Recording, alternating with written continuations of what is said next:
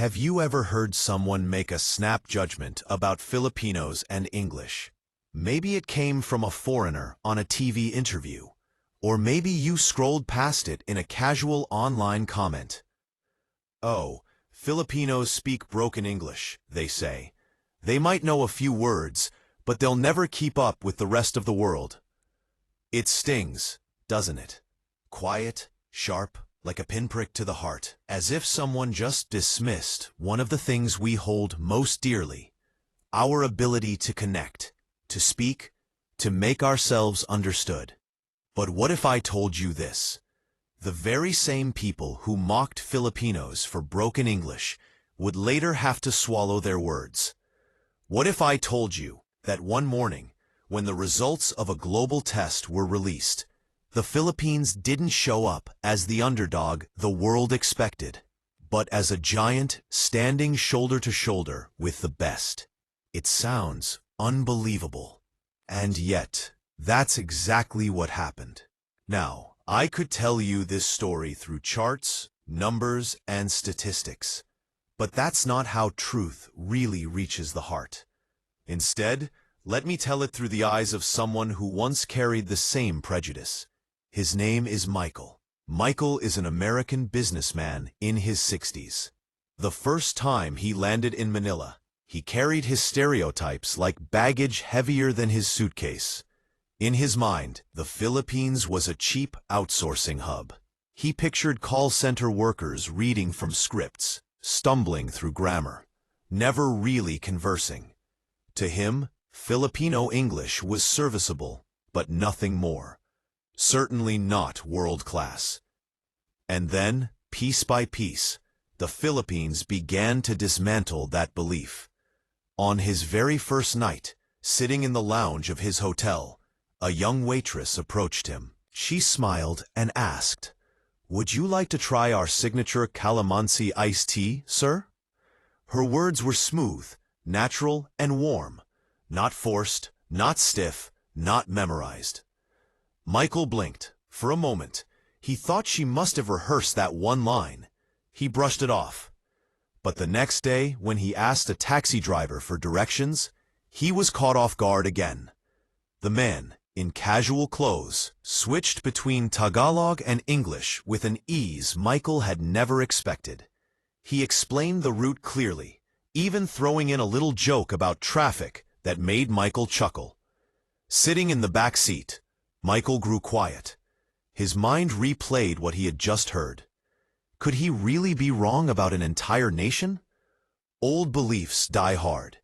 For weeks, he clung to his stereotypes. But then came the turning point. At a regional business forum in Makati, a young Filipino woman took the stage. Barely 25 years old, she was tasked with presenting the results of an international English proficiency test. Michael leaned back in his chair, expecting an awkward presentation. But then, the first slide appeared. A glowing map of the world. Countries ranked by their English ability. At the very top, among the usual names, Norway, Sweden, the Netherlands. There it was, bold and undeniable. The Philippines. Michael sat up straighter. He rubbed his eyes, as if checking if he had read it wrong. Around him, the room buzzed with whispers. Some delegates were shocked, some skeptical. But the numbers didn't lie. Filipino students, workers, professionals, ordinary men and women, had tested at levels rivaling, even surpassing, those of wealthy Western nations. And they had done it, not with privilege or expensive training, but with persistence, adaptability, and a culture that turned language into survival and strength. For the first time in years, Michael felt something he wasn't used to feeling: humility. Those results weren't just data points. To him, they were a mirror, reflecting back his own prejudice. And that's when I want to pause and ask you, have you ever been underestimated, only for reality itself to prove your worth? Do you remember that quiet satisfaction, not because you shouted back, but because the truth spoke louder than any defense you could have given. That's what happened that day. For Michael, the test was the crack that split open his certainty. After that, he began to notice things he had ignored before. He noticed not just the English itself, but the spirit behind it. He heard in people's voices not just grammar and vocabulary, but humor, confidence, and heart. One afternoon in Quezon City, he got lost in traffic. Flustered, he asked a group of teenagers for directions. A boy, no older than 16, stepped forward. In English, clear and steady, the boy explained the way, even cracking a joke that made Michael laugh out loud. They weren't graduates of elite universities, just kids in wrinkled uniforms eating street food. Yet their English flowed as naturally as their laughter. And then there was the dinner. Michael was invited to a local partner's home. The house was simple, wooden walls, family photos taped to them, the smell of garlic and rice drifting from the kitchen. 3 generations sat around the table, from grandparents to toddlers. The evening was filled with prayer, stories, and laughter. What struck Michael most wasn't the food or the hospitality. It was the effortless switching of languages. One moment, they prayed in Tagalog. The next, they told stories in English. The little children chimed in without hesitation, their voices bouncing between both tongues as if it were the most natural thing in the world. And that night, as Michael left the modest home, he whispered to himself a confession he never imagined saying. I was wrong, because by then, he understood. Filipino English was not broken. It was not borrowed. It was not second-rate. It was alive, flexible, resilient. A language that carried history, culture, and the quiet strength of a people who had turned mockery into mastery. And that is the story of how one man's prejudice was undone, not by statistics alone, but by moments. Small, ordinary, everyday moments that revealed something extraordinary. At one point, Michael asked the family's eldest daughter, a quiet university student, about her studies. She smiled shyly at first, but when she spoke, her words came in English, fluent and confident, with a rhythm that startled him. I want to become a lawyer one day, she said. English opens doors, not just here, but in the world. We learn it, not because we are forced to, but because it is part of who we are. Her words lingered in the air, like incense after prayer. Part of who we are. For the first time, Michael began to see English in the Philippines differently. It wasn't a borrowed tongue, nor a foreign tool reluctantly picked up for business. It was something woven into daily life, a bridge between provinces, between generations, between Filipinos and the wider world. And yet, beyond fluency, there was something deeper. Michael realized that while many nations used English as a ladder for status, Filipinos used it as a bridge for connection. Whether speaking with a foreign guest, a business partner, or a stranger lost on the road, the goal was never to impress. It was to make the other person feel understood. Michael's heart softened. He remembered his old arrogance, the way he once scoffed at Filipino call center workers. Now he saw them differently. Behind every scripted line he had mocked, there was a person carrying not just memorized words, but the weight of history. A history of colonization, of wars survived, of disasters endured, and through it all, a people who found ways to speak, to connect, to be heard. One Sunday morning, Michael attended a Catholic Mass in Manila. The priest delivered most of the homily in Tagalog, but at certain points, he shifted seamlessly into English. Michael looked around. Not a single person seemed confused. The congregation followed with bowed heads, reverent and unshaken. In that moment, Michael saw something profound. English here was not an intruder. It had become part of the nation's own voice, blending with faith, family, and tradition. Later, walking out of the church into the Manila sunlight, Michael felt a heaviness in his chest. Not a burden, awe. He remembered the international test results he had seen weeks earlier, the ones ranking the Philippines among the world's best. At first, those numbers were just cold statistics to him. But now, after seeing teenagers on the street, families around the dinner table, and worshipers in prayer, the numbers had come alive. They were no longer statistics. They were stories. They were lives. That was when his journey took its first true emotional turn. For the first time in years, Michael felt humbled, not just in thought, but in spirit. He began to write reflections in his journal. Among his notes, one line stood out. The Philippines is not learning English to impress the world. They are speaking it to embrace the world. That sentence would follow him long after his trip ended. But Michael's transformation was only beginning, because soon he would encounter something beyond conversations, beyond dinners, beyond church, something that tested the very core of his beliefs. A moment when the Philippines would not only surprise him, but move him in a way he never expected. That moment came one night he would never forget. It wasn't a dinner with friends. It wasn't a casual chat with strangers. It wasn't even Sunday Mass.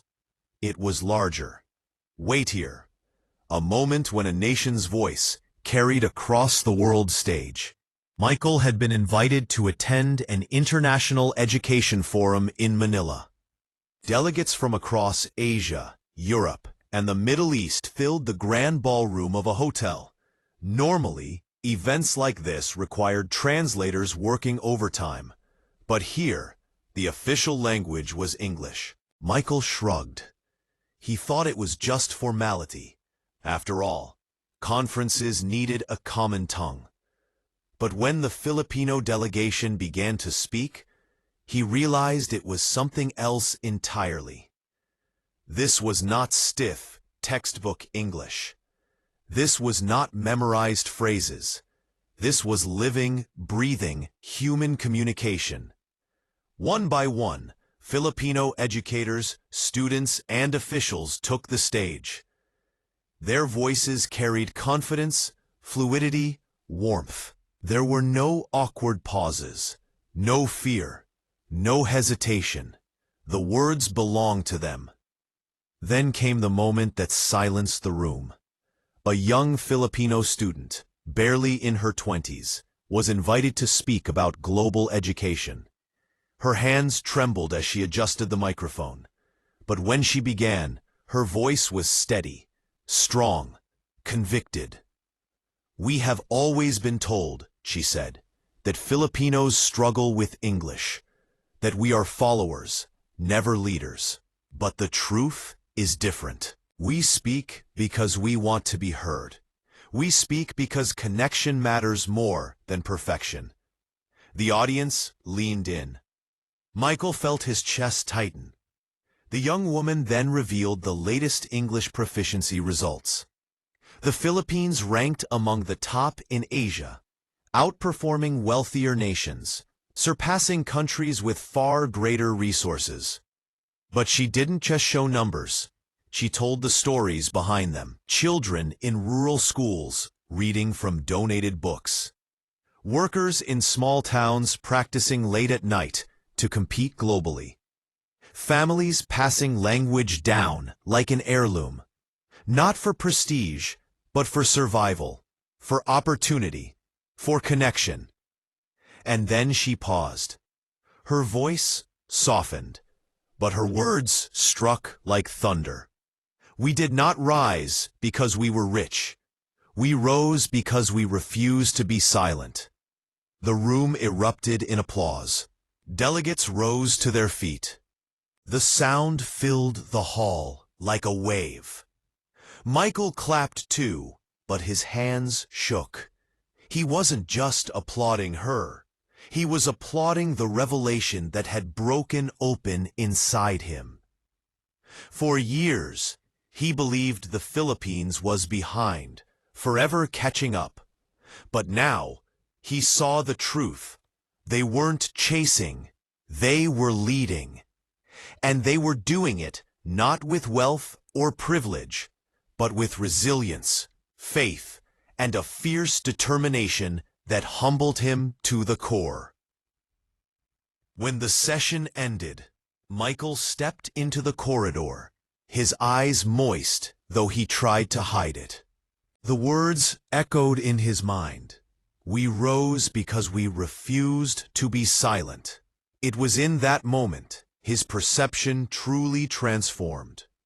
He no longer saw English in the Philippines as borrowed, but as a voice uniquely their own, a voice forged by struggle, carried by memory, filled with both pain and hope. Later that night, in his journal, he wrote with trembling hands, I came here believing I was fluent in English. But today, I realized something deeper. These people are fluent not only in language, but in courage. And that realization became the turning point of his journey. Because now, when Michael walked the streets, when he heard children playing, when he prayed beside families, he no longer heard broken English. He heard something greater. He heard a nation speaking with a voice the world could no longer ignore.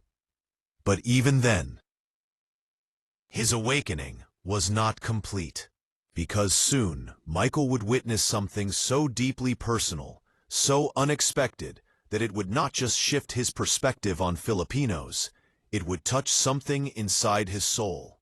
It happened on an evening he hadn't even planned. Tired after a long day of meetings, instead of returning to his hotel, Michael wandered into a small cafe near Intramuros. The cafe was nothing fancy. A few wooden tables, a hum of conversations, the glow of laptops from students who refused to go home early. It was the kind of place where dreams were quietly worked on, night after night, while the city outside kept rushing by. Michael ordered a cup of coffee and sat by the window. He thought he'd be alone, lost in his thoughts. But then he noticed a boy, no older than 12, sitting just across from him.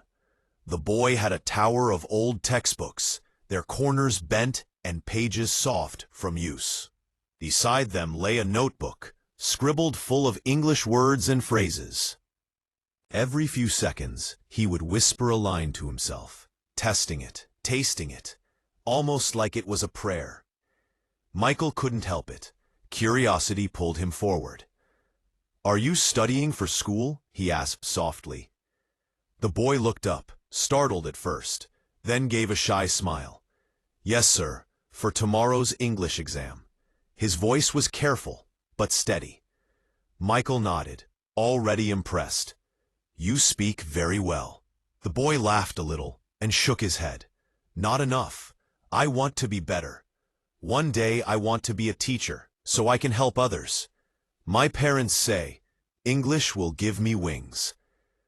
That line froze Michael in place. English will give me wings. It wasn't from a textbook. It wasn't a memorized phrase. It was something far deeper. Words born out of hope, out of sacrifice, out of the belief that language could lift a child higher than circumstance.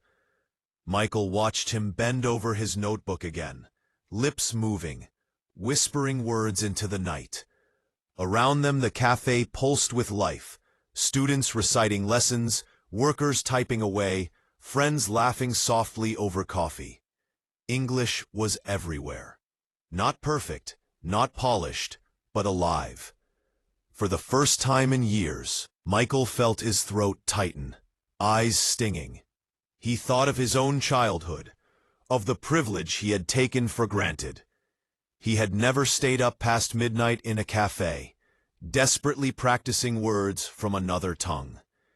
He had never carried the weight of a dream in a second-hand notebook. The boy carried all of that. "What's your name?" Michael asked finally. "Gabriel," the boy replied, smiling. "It means God is my strength." Michael's chest tightened. There was something sacred in that moment. Gabriel's English wasn't just about words. It was about resilience, faith, a voice determined to rise. And so Michael whispered, almost like a blessing, "God is your strength, and your voice will be your wings." The boy didn't fully understand the weight of the words, but he smiled anyway, grateful. That night, as Michael walked back to his hotel, he carried a heaviness inside him. Yet it wasn't sorrow. It was revelation. For weeks he had been impressed by statistics, humbled by speeches, surprised by rankings. But none of that compared to what he had seen in that small cafe. It wasn't just English. It was dignity. It was faith. It was future. Back in his room, Michael opened his journal again. His words came slower, steadier, heavier. "They told me Filipinos struggle with English, but tonight I saw the truth. Filipinos do not struggle. They soar." Their words carry not just grammar and vocabulary, but heart and hope. Period. And maybe that's why the world cannot ignore them anymore. Period. We get the past before the written words are delivered. This is clear. But Michael had changed. He saw things he had never noticed before. The hotel guard greeting every guest in English, not because he had to, but because he wanted them to feel welcome. The vendor at a stall, explaining the difference between two types of mangoes in English, not for show, but so a foreigner could understand. The grandmother on a bench, chatting in Tagalog with her grandchildren, then turning to Michael with a smile. "Are you enjoying your time here?" These were not performances. They were moments of connection. And suddenly, Michael remembered the girl at the forum who had declared, "We rose because we refused to be silent." The boy Gabriel, whispering English into the night because he believed those words would carry him higher. The countless families, teachers, workers, and children, weaving English into their daily lives, not as an imitation, but as part of their. And then it hit him. For too long, the world had asked the wrong question. Is Filipino English as polished as London, as sleek as New York? But that was never the point. The real question was this: whose English carries more heart? Whose English carries more hope? Whose English is spoken not to dominate, but to connect? The answer was clear. On his last night, Michael stood on the rooftop of his hotel, looking out over the endless sprawl of Manila. He whispered 3 words to himself: respect, gratitude, admiration. They had said Filipinos struggled with English, but they were wrong. The Philippines was not struggling. The Philippines was leading. On the plane home, he wrote his final words: "The world measures nations by wealth, by weapons, by skyscrapers. But true strength may be measured by voice." And the Philippines has a voice the world needs, resilient, faithful, hopeful. A voice that speaks not just in English, but to the soul. And now I turn to you, dear viewer, because this is not just Michael's story. This is the story of every Filipino child practicing late at night, every worker pushing through exhaustion, every family teaching English not for pride, but for love and opportunity. So when someone says, Filipinos struggle with English, remember this. The world already knows the truth, and the truth is simple. Filipinos don't just speak English, they give it wings. And when Filipinos speak, the world listens. Maria froze. Her throat tightened. She didn't know what to say, so she just smiled, her eyes glistening with tears. Across oceans and time zones, in a small home lit by a desk lamp, a Filipino woman had just redefined what teaching meant to some of the brightest minds in the world. After the webinar, Maria's inbox exploded with messages. Teachers from across America thanked her for reminding them why they became teachers. Some said her words made them cry. Others said they wanted to bring her Filipino empathy method into their classrooms. But amidst all the praise, Maria stayed grounded. The next morning, she woke up at dawn. Coffee, prayer, her old laptop, her waiting students.